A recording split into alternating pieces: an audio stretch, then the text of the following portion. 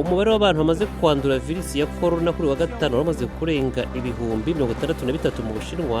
Abakozi b'ubuvuzi bonyine bivuga ko bamaze kurenga 700.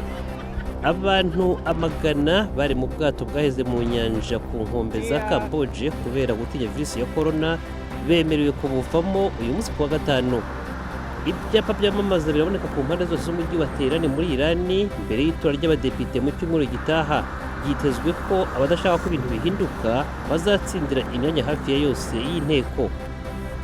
Abapolisi 3 mu gihugu cya Honduras barishwe, abandi 4 barakomeretswa n'amasasu ubwo agaco kazwi nka MS-13 kabohozaga umwe mu bayobozi bako wari warafunzwe.